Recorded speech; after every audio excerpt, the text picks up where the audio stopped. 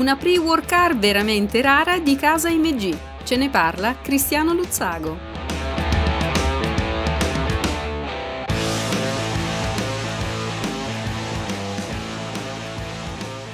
Amici appassionati di automobili da collezione, oggi per la gioia degli anglofili presentiamo una macchina inglese, è la MG M-Type Midget.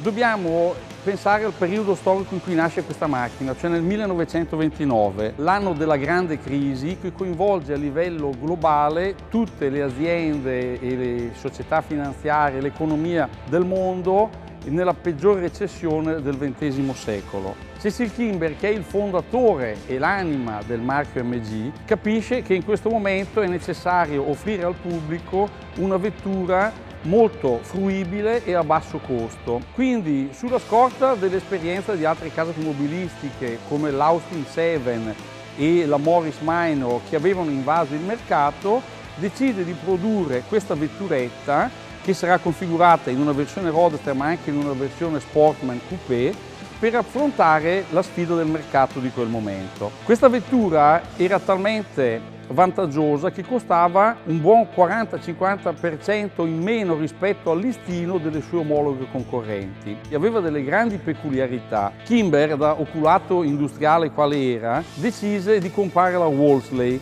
che era un'industria automobilistica inglese che nel periodo bellico sviluppò importanti progetti motoristici e fra questi progetti c'era appunto il motore di questa vettura che, a differenza delle concorrenti che avevano la testata con le valvole laterali, questa invece aveva un albero a cami in testa che poi vedremo nel dettaglio quando vi illustrerò il vano motore della vettura.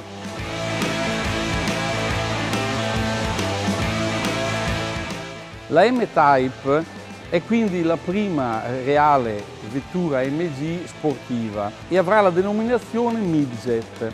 E questa fortunata e famosa denominazione seguirà tutte le vetture sportive del marchio fino agli anni 80. Le caratteristiche di questa piccola vetturetta sportiva sono di essere molto contenuta e molto maneggevole, con una carrozzeria totalmente in legno rivestita di pegamoide, quello che si chiamava anche brevetto Weimann, che la rende molto competitiva ed aerodinamica anche per effetto di questa coda fatta a barchetta. Questo modello che abbiamo oggi in particolare è configurata come il modello Double 12. La Double 12 era una competizione molto importante di durata che si teneva a Brookland alla fine degli anni 20 e primi anni 30 e che poi ha avuto un seguito anche successivamente.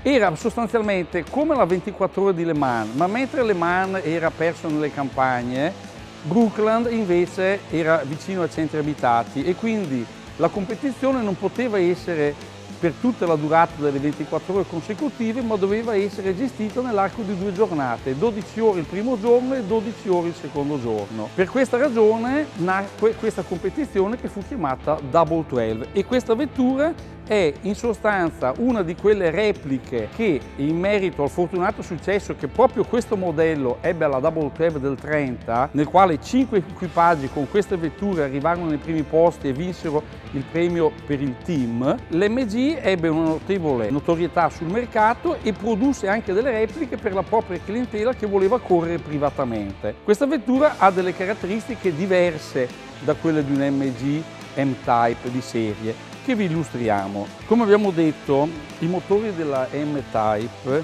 avevano un albero a cami in testa. La peculiarità della distribuzione di questa vettura è che invece di essere con ingranaggi e catena, aveva un alberino collegato attraverso la dinamo fra albero motore e albero a cam con una coppia conica che trasmetteva direttamente il moto. Quello che differiva fra la vettura di serie e le vetture che venivano usate per le competizioni, come abbiamo detto, tipo la Double 12, erano la lavorazione dell'albero a cam, delle valvole, della testata, il carburatore che invece di essere verticale era orizzontale e che comunque in tutte le serie era alimentato a caduta dal serbatoio del carburante che era posizionato sul parafiamma. Questo modello, che è una delle cosiddette repliche, cioè le vetture che la fabbrica produceva per i privati che volevano fare delle competizioni, è anche dotata, perché era una richiesta, di compressore che è alloggiato in questo scatolato anteriormente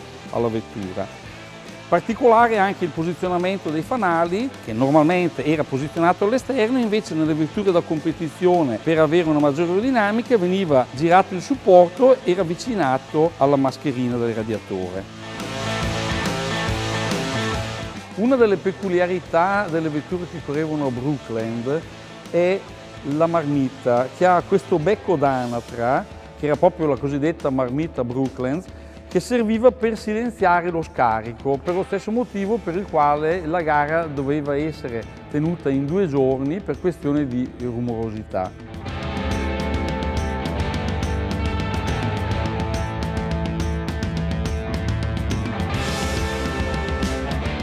Come abbiamo detto, questo modello è configurato anche con un compressore che è installato anteriormente sotto il radiatore. È interessante vedere in questa vettura anche gli ammortizzatori, che sono del tipo a frizione, e l'impianto frenante, che è con i cavi.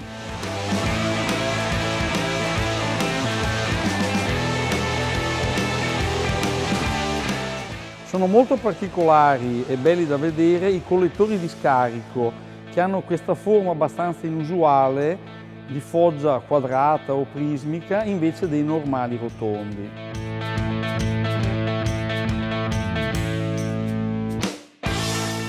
Elementi che distinguono questa vettura configurata da competizione sono anche gli aeroscreen, differentemente dal parabrezza segmentato, il cambio a 4 marce, come abbiamo detto, che è differente da quello di serie con 3 marce. L'abitacolo, come anche le vetture di serie, è estremamente spartano e si nota, come sulle vetture del tempo, il pedale dell'acceleratore che è al centro. La batteria è posizionata davanti al sedile del pilota. Posteriormente abbiamo un vano baule abbastanza capiente, tutto in legno, come abbiamo detto, che porta la ruota di scorta e immancabile la manovella per l'avviamento e la chiave per svitare le ruote, che differentemente dalle altre vetture inglesi che hanno successivamente la ruota raggi col gallettone centrale, invece queste hanno 3 bulloni, quindi si chiamano le bolt-on wire wheels.